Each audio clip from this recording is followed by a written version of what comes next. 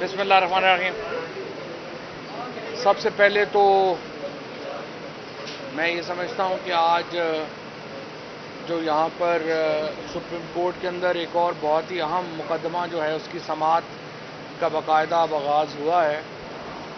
आज पाकिस्तान तहरीक इंसाफ के जो वकील हैं ख्वाजा हारिस, उन्होंने नेशनल अकाउंटेबिलिटी कानून के ऊपर जो तरमीम लाई गई हैं उनको जो हमने चैलेंज किया है उसके ऊपर अपने दलाइल का आगाज़ किया है। आज जो ज़्यादातर प्रोसीडिंग्स रही हैं वो पाकिस्तान में अकाउंटेबिलिटी या एहतसाब का जो कानून है उसकी जो तारीख़ है उसके ऊपर मरकूज़ रही हैं कि कैसे यहाँ पर कैसे मुख्तलिफ हुकूमतों के दौरान मुख्तलिफ कवानीन बनते रहे और कैसे हम यहाँ तक पहुँचे। कल से जो मौजूदा तरमीम हैं उन्होंने एहतसाब के अमल को कैसे इफ़ेक्ट किया और आइन के अंदर दी गई लिमिटेशंस को किस तरह से बिल्कुल ख़त्म कर दिया, उसके ऊपर दलाइल जो हैं वो शुरू होंगे। बुनियादी मसला जो इस पिटीशन में हमने लेके आए हैं सुप्रीम कोर्ट के सामने, जो बड़ी तस्वीर है वो ये है कि पाकिस्तान में जो एडवर्सोरियल सिस्टम है वो मुकम्मल तौर के ऊपर बैठ गया है। जो जस्टिस सिस्टम है हमारा, निज़ाम इंसाफ जो है पाकिस्तान में, वो मुकम्मल तौर के ऊपर बैठ गया है। उसकी वजह क्या है कि हमारा जो सिस्टम है, जो कॉमन लॉ सिस्टम जिसको हम कहते हैं, वो एडवर्सोरियल सिस्टम है। एडवर्सोरियल सिस्टम क्या होता है कि उसके अंदर एक वकील मुल्ज़म के हक़ में दलाइल दे रहा होता है, दूसरा वकील मुल्ज़म के ख़िलाफ़ दलाइल दे रहा होता है और जज दोनों वकीलों को सुन के फ़ैसला करता है। जब से ये हुकूमत बरसर इक़्तिदार आई है, मुल्ज़मान फ़ैसला कर रहे हैं कि हमारे ख़िलाफ़ वकील कौन होगा, मुल्ज़मान फ़ैसला कर रहे हैं हमारे केस की तफ्तीश कौन करेगा, जिसके नतीजे में जो हमारा अदालती निज़ाम है वो मुकम्मल तौर के ऊपर एहतसाब का जहाँ तक ताल्लुक़ है वो तो बिल्कुल ही बैठ गया है। आपने देखा कि जिस तरीके से मरियम नवाज शरीफ की ज़मानत हुई, जिस तरीके से इसहाक डार वापस आए और जिस तरीके से शहबाज शरीफ और हमजा शहबाज के केसेस को डील किया जा रहा है, वो हमारे अदालती निज़ाम की, हमारे निज़ाम इंसाफ की मुकम्मल नाकामी की जो है उसकी निशानदही करता है। आप देखिए कि 24 अरब रुपए का केस है शहबाज शरीफ और हमजा शहबाज के ऊपर। इसी तरीके से मरियम नवाज़ की जो प्रॉपर्टीज़ हैं वो अरबों रुपए की हैं। हसन नवाज़ ने तो सिर्फ एक अपार्टमेंट 1 हाइड पार्क जो है वही $100 मिलियन का बेचा है। और इसी तरीके से इसहाक डार के ऊपर जो केसेस हैं मनी लॉन्ड्रिंग के, वो अरबों रुपए के हैं। एक तरफ 1100 अरब रुपए के जो रेफरेंसेस हैं जो नैब के पास थे उनको ख़त्म कर दिया गया है। दूसरी तरफ वज़ीर आज़म यानी क्राइम मिनिस्टर साहब की सरबराही में पूरी हुकूमत पूरी दुनिया से मांगने के धंधे पे लगी हुई है। एक तरफ आप पूरी दुनिया से पैसे मांग रहे हैं, दूसरी तरफ आप अपनी करप्शन जो है उसको लेजिटिमाइज कर रहे हैं। इसके नतीजे में पाकिस्तान आलमी सतह के ऊपर एक बिल्कुल ही तमाशा लग गया है। दूसरा ये कि ये जो हुकूमत है इन्होंने मनी लॉन्ड्रिंग के रास्ते खोल दिए हैं। जो इस्लामाबाद हाई कोर्ट का फैसला आया है, अब उसके बाद 2 अहम तब्दीलियां जो नैब के लॉ में आई। नैब का कानून जो सबसे अहम तरमीम थी या जो सबसे अहम उसकी शिक थी वो ये थी कि अगर मेरे पास अरबों रुपए की प्रॉपर्टीज़ हैं तो मैंने ये जवाब देना था कि ये अरबों रुपए मेरे पास कहाँ से आए।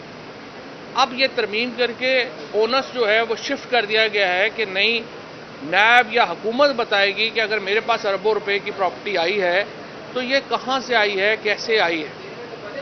उसके बाद जो इन्होंने दूसरी बड़ी तरमीम की वो ये की कि जो बाहर से आने वाली एक इमदाद थी, यानी आप बाहर के मुल्क को लिखते हैं वो आपको जवाब देते हैं, उसको जो है इन्होंने इलीगल डिक्लेयर कर दिया है।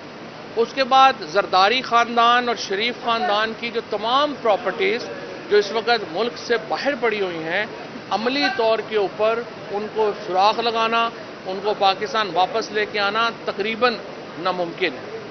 اور سب سے زیادہ مذاق یہ ہے کہ جب آپ کی حکومت نہیں ہے اور ملک میں ایک انڈیپینڈنٹ کیسز چل رہے ہیں تو اس وقت آپ ملک سے باہر فرار ہو جائیں اور آپ ڈیل کریں، ڈیل کے بعد واپس آئیں اور اپنے کیسز ختم کریں۔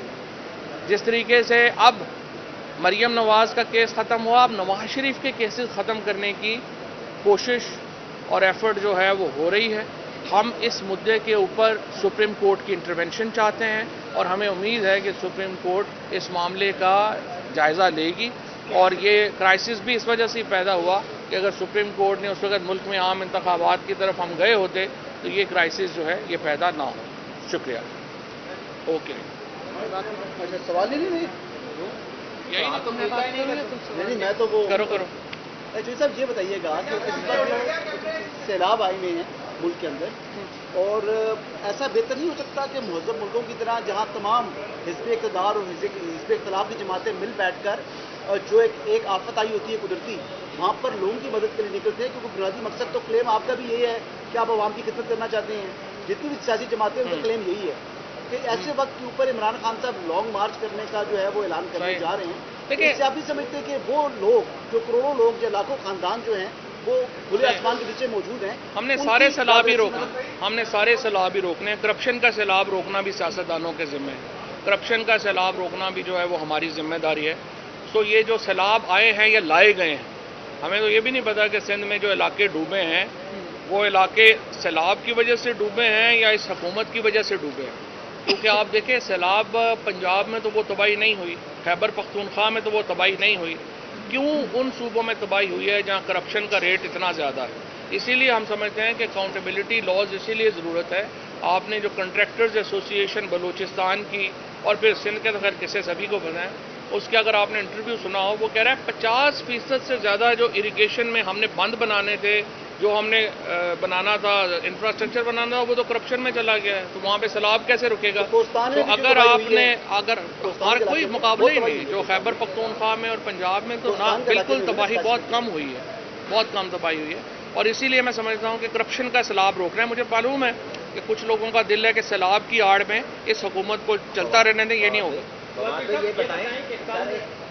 تو یہ بتائیں کہ خان صاحب کا ایک نیریٹو رہا آرٹیکل 62 کے حوالے سے، بھلے میں بھی جاؤں یہ آرٹیکل نہیں چینج ہونا چاہیے۔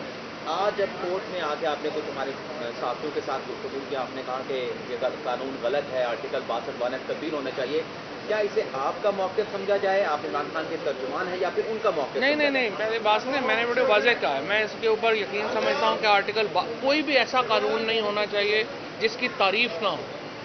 اگر آپ نے مبہم لفظ رکھیں گے اس کے نتیجے میں قانون کے مس یوز کی جو ہے وہ بڑھ جاتی ہے۔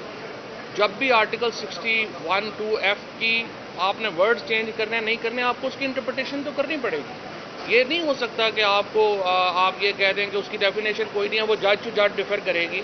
ہمیں جوڈیشری کے اندر اصلاحات کی ضرورت ہے، ایک شخص کو سامنے رکھ کے نہیں اصلاحات ہوتی، اسی لیے ایک وائڈر کنسنسس کی ضرورت ہے، اور انشاءاللہ نئے انتخابات کے بعد اگلی پارلیمنٹ اس پہ غور کرے گی۔ کل عمران خان صاحب نے اسلام آباد ساتھیوں سے غیر رسمی گفتگو میں اشارتاً یہ بات کی کہ اسٹیبلشمنٹ سے ہماری ملاقات کریں، کیا مذاکرات اگر ہو رہے ہیں کس ریٹ کے اوپر؟ دیکھیں، مذاکرات ہم پاکستان میں فساد کے بغیر انتخابات تک پہنچنا چاہتے ہیں، اس کے لیے ہم حکومت سے بھی بات چیت کرنا چاہتے ہیں، اس کے لیے ہم پاکستان میں جو اسٹیبلشمنٹ ہے اس کا سیاسی کردار ہے، یہ تو بدقسمتی ہے اور سیاسی جماعتوں کا فیلئر ہے کہ وہ اسٹیبلشمنٹ یہاں پہ اس کے رول آف گیم ہے ہی نہیں ہے، تو جس کا سیاسی کردار ہے اس کے ساتھ ہم انفارمل جو ہے جو گفتگو ہے وہ کریں گے، اور ہم یہ سمجھتے ہیں کہ فساد کے بغیر ہمیں انتخابات تک بڑھنا چاہیے، اور ہم تو اصل تو دیکھیں پاکستان میں ہونا تو یہ چاہیے کہ سیاسی جماعتیں آپس میں بیٹھ کے بات کریں اور ایک رول آف دا گیم جو ہے اس کو طے کریں، وہ کر نہیں رہے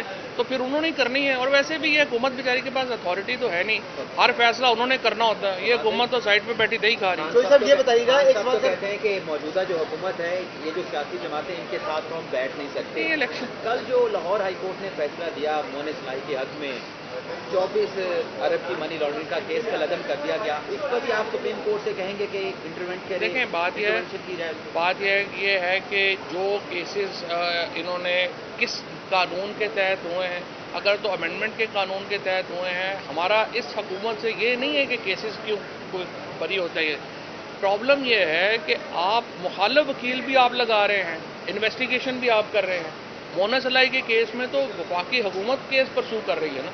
यहाँ पे प्रॉब्लम यह है कि मरियम नवाज के खिलाफ केस है, उसका चाचा उसका वकील लगा रहा है। शहबाज शरीफ के खिलाफ केस है, वो खुद उसके खिलाफ वकील लगा रहे हैं, इन्वेस्टिगेशन टीम लगा रहे हैं।